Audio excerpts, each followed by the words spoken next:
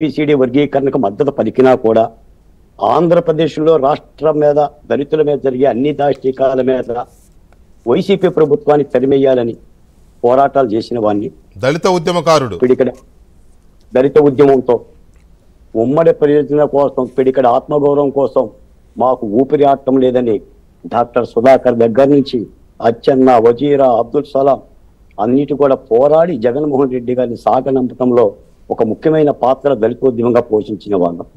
విషయం ఏంటంటే వెంకటకృష్ణ గారు, కన్ను నాదే వేలు నాది. అవును, దాదాపు 30 ఏళ్లుగా ఎంఆర్పిఎస్ ఉద్యమ పందా మనం చూసాం. నేను 95లోనే నెల్లూరులో కృష్ణమాదిక్ గారిని కలిసి నేను స్పష్టంగా ఆ రోజున జర్నలిస్ట్ గా చెప్పిన మాటే, అన్నా ఈ ఎంఆర్పిఎస్ ఉద్యమం, వర్గీకరణ ఉద్యమం ఉమ్మడి ప్రయోజనాలకి, దళితుల రాజ్యాధికార ప్రయాణానికి గండి కొడుతుందేమో, ఆ దిశగా ఆలోచన చెయ్యండి అని కూడా కోరి ఉన్నాను. ఈ రోజున ఒక న్యాయ ప్రక్రియలో ఈ సమస్యకు ఒక పరిష్కారం వచ్చింది. మనం అంగీకరించినా అంగీకరించకపోయినా ఎంఆర్పిఎస్ వర్గీకరణ యొక్క అంశంలో రాజకీయ పార్టీల బలం చాలా మద్దతుగా ఉండటం మూలానే ఈ రోజున సుప్రీంకోర్టులో కూడా 7 సభ్యుల ధర్మాసనం ఈ తీర్పునిచ్చింది.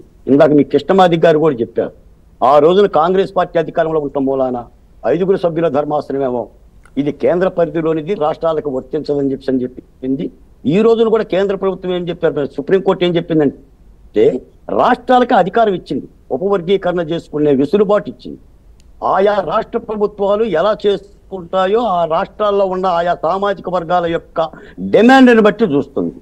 ఈ 2 రాష్ట్రాల్లో మాత్రం ప్రధానంగా ఈ డిమాండ్ ఉంది కాబట్టి తప్పనిసరిగా ఈ 2 రాష్ట్రాల్లో ఇటు తెలుగుదేశం పార్టీ ప్రభుత్వం కానీ, అటు రేవంత్ రెడ్డి గారి ప్రభుత్వం కానీ అమలు జరిపే తీరుతుంది.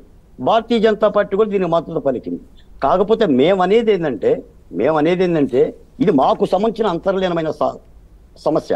గతంలో జనరల్గా ఐఏఎస్, ఐపీఎస్, దళితుల కులాల్లో నుంచి వచ్చిన పెద్దలు వీళ్ళందరూ ఒక పద్ధతిలో కూర్చొని ఈ సమస్యకు ఒక పరిష్కారం కనుక చేసుకున్నట్టయితే ఈ డివిజన్ వచ్చేది కాదు.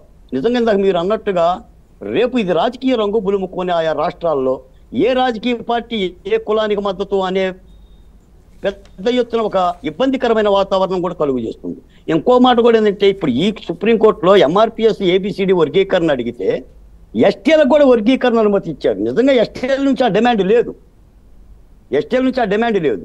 తర్వాత భవిష్యత్ కాలంలో ఇన్ని ఉపకులాలు, బీసీల వర్గీకరణ కానీ, ఎస్టీల వర్గీకరణ కానీ, ఎస్సీలలో 56 సామాజిక కులాలు వెంకటకృష్ణ గారు, ఎస్టీలలో 36 సామాజిక కులాలు, బీసీలలో 136 సామాజిక కులాలు.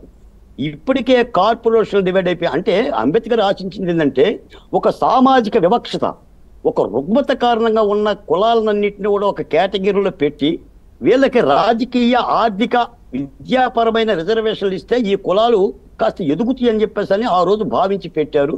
కాలానుగుణంగా ఏంటంటే కొన్ని కులాలు కొంత అందిపుచ్చుకున్న మాట యథార్థమే, నేను దాన్ని అంగీకరిస్తా.